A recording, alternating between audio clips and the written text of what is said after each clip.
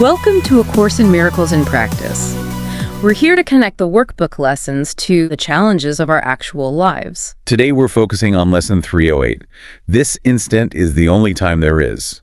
It's a very direct statement, and we'll explore how to integrate its meaning practically. And just a reminder, you can always connect with us on social media. Just search for the World Harmony Project or send an email to acim@theworldharmonyproject.org. Okay, let's begin with the lesson itself. Lesson 308. This instant is the only time there is. I have conceived of time in such a way that I defeat my aim. If I elect to reach past time to timelessness, I must change my perception of what time is for. Time's purpose cannot be to keep the past and future one. The only interval in which I can be saved from time is now. For in this instant has forgiveness come to set me free. The birth of Christ is now, without a past or future. He has come to give his present blessing to the world, restoring it to timelessness and love. And love is ever present, here and now. And the prayer concludes, "Thanks for this instant, Father. It is now I am redeemed. This instant is the time you have appointed for your Son's release and for salvation of the world in him." You know, the language in Lesson 308 is quite direct, isn't it?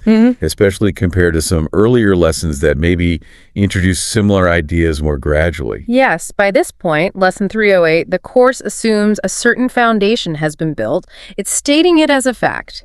This instant is the only time there is. No hedging. It's saying this now is the only reality there is, period. And that sequential structure is key. The workbook builds understanding step by step, guiding us away from dualistic thought.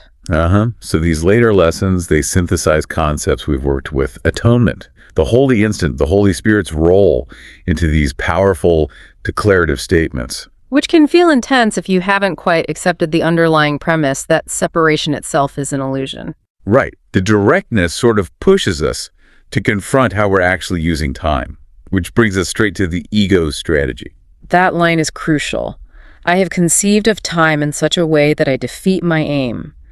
How exactly does the ego use time against us? Its main job is maintaining separation, right? And time is its favorite tool. It creates this linear story, past, present, future, to keep guilt and fear alive. It links them. So something supposedly done in the past creates guilt now, which then gets projected as fear about the future. It's a chain. I messed up then, so I feel guilty now, and I'm definitely going to face consequences later. It's a constant cycle of worry. And that process is what actively defeats our true aim, which the Course tells us is peace, liberation. Every time you replay an old argument in your head or fret about a meeting next week, you're actually feeding that ego mechanism. You're reinforcing the timeline of separation. You're working against recognizing the present moment, which is the only place peace actually exists. Think about, say, a difficult family memory. The ego uses time to make it seem like that past event dictates everything now. Every interaction is colored by it. So your aim for connection or peace in the present is defeated because you're dragging the weight of that invented past story into it. The present never gets a fair chance. And that's why the lesson says we must change our perception of what time is for. We have to see through the ego's purpose for time. The ego uses it to keep us trapped in grievance and fear. But if we change our perception, then time can become a tool for healing instead.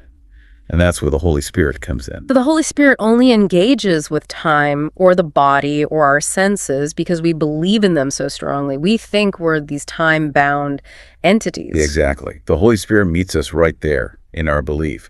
It doesn't just zap the forms away because we're still clinging to them. Instead, it reinterprets the function of those forms. So time stops being the ego's storyline. And becomes essentially a classroom, a place to undo that story. The Holy Spirit uses each moment to help us break those chains the ego creates between past, present, and future, to show us every instant is actually fresh, new. Under the Holy Spirit's guidance, time isn't about consequence and guilt anymore. It becomes a series of opportunities for forgiveness. Now, the lesson makes an important distinction about salvation. It says we're saved from time, not just saved within time. What's the significance there? Being saved within time would imply some future moment holds the key, like, keep going, eventually you'll reach salvation down the timeline. But the lesson says, the only interval in which I can be saved from time is now. Right. Salvation is recognizing that only this moment is real. And in that recognition, that very instant, we step outside the whole illusion of linear time. That's the holy instant. It's timelessness itself. It's the moment we stop buying into the idea of a past leading to a future. And being saved from time points to the nature of the atonement. Since separation never really happened, there's no actual history to fix. The atonement is just realizing the truth was always here, eternally present. Entering the holy instant is experiencing the atonement. It undoes the belief that time even started. But to get there, to access that, now we need something to clear away all the mental clutter, all the accumulated baggage from the perceived past. And that's forgiveness, as the lesson puts it.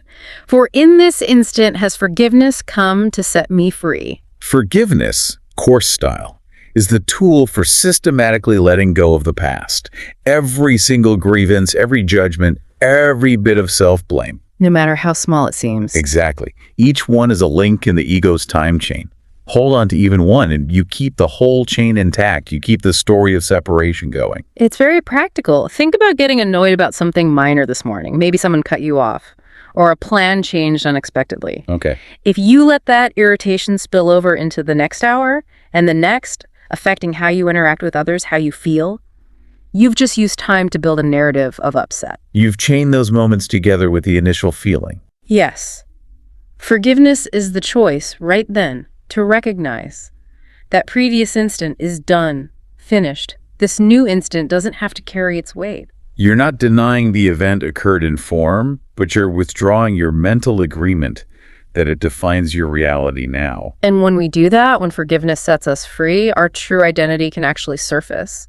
The lesson says, the birth of Christ is now, without a past or future. Christ, our true self, isn't bound by time. It's eternal.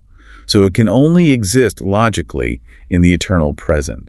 It's not something we build towards in the future. It's a present reality we uncover. Whereas the ego's version of me is entirely built on time. It needs a history, a projected future, worries about survival, validation. All that stuff depends on believing in past and future. So when you manage to be truly present, even for a moment, that whole ego structure kind of flickers. Its foundation, time, gets pulled out from under it. And what's left? The eternal. The Christ self. And the experience of that self is love. Love is ever present, here and now. It's not waiting for conditions to be right. It's not dependent on fixing the past. It's only available now, because only now is real. When we're lost in regretting the past or fearing the future, we've literally wandered away from the only place God's love can be felt. Every moment of presence, then, is like finding the escape hatch. The way out of the whole illusion of being separate and time-bound. We received the question that really hits this tension head-on. A listener asked, basically, okay, the Course says no past or future, but how do I live that when my boss, my landlord, my doctor, everyone I interact with operates totally in time? They reference my past, plan for my future. That's the rub, isn't it? We get the concept intellectually, maybe even feel moments of timelessness, but then Monday morning comes with deadlines and appointments. It's a very real feeling of conflict. The key, though, lies in differentiating form and content. Explain that distinction. We aren't asked to pretend calendars don't exist or to stop scheduling appointments. Those are forms, agreements we use to function within the dream. We still need to pay rent on time, show up for meetings. So we honor the temporal forms. Yes, but the critical part is realizing our mind doesn't have to be bound by the content the ego attaches to that time. We don't have to be imprisoned by the ego's use of time. We can meet the situation, the deadline, the appointment as a present moment, a fresh opportunity, instead of just another chapter in an old, tired story dictated by past fears or future worries. Let's take a recurring family issue. Maybe there's lingering tension over something that happened years ago with a relative. Okay. The ego uses that past event to define all current interactions. Every phone call, every visit is filtered through that old lens of resentment or awkwardness. It keeps the story going. Right. The past seems to dictate the present feeling. But applying Lesson 308 means recognizing, right now, that the grievance isn't real in this instant.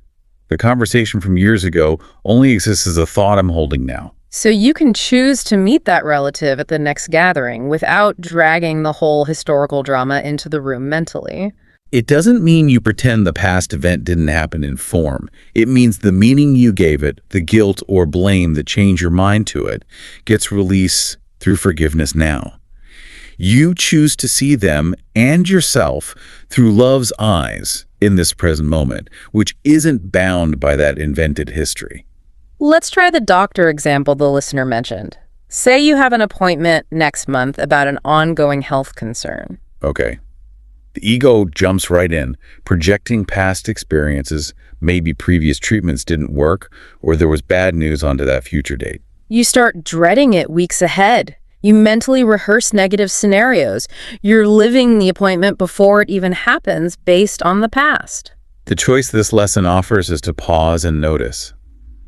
Wait, I'm not at the appointment now. I'm here, sitting, breathing.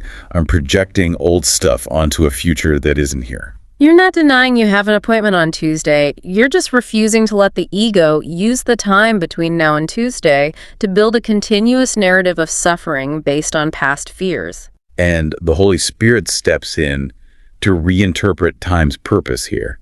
Instead of time being this inevitable track where past health dictates future outcomes. It becomes a classroom. Each moment leading up to Tuesday is a chance to practice releasing that deterministic thought, that fear. So when Tuesday comes, you walk into that appointment present. Your mind is free from the accumulated story. You deal with the necessary forms, talking about history, the schedule, but your inner state, the content, is free because you're anchored now. This also touches on responsibility, doesn't it? If there's no past or future, do actions not matter? The course is clear. Within the illusion, actions appear to have consequences. But those consequences are always teaching moments, opportunities for learning and correction, not punishment from an external source. Our responsibility shifts. It becomes using every interaction, every temporal situation as a chance to choose peace, to learn forgiveness. We live in time, in form. We meet deadlines, keep appointments. But we are not of time, in content.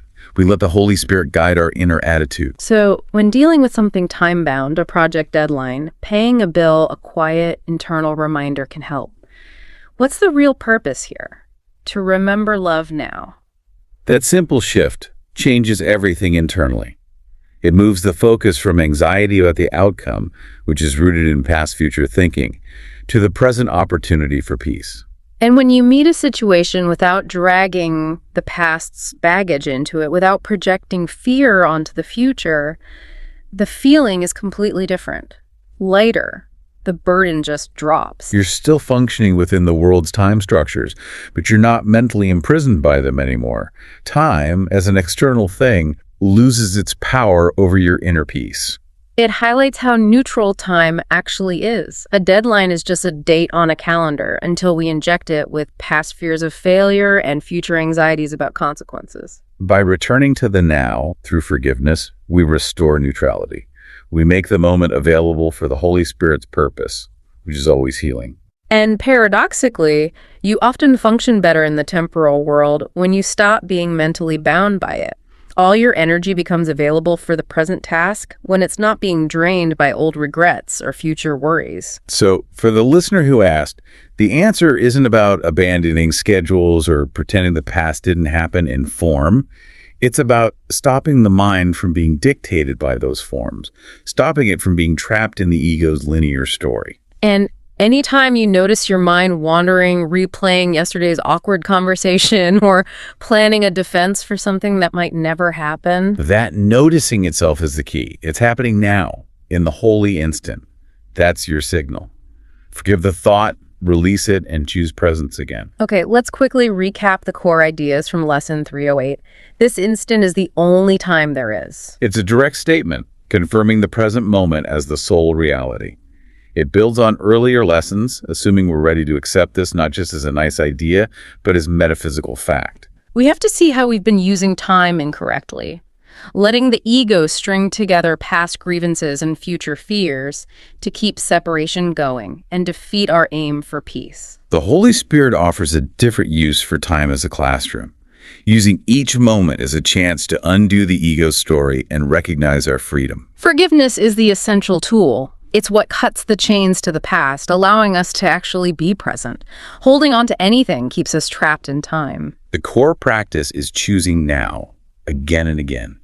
This instant is where redemption is, where our true Christ nature is recognized, and where love is always found.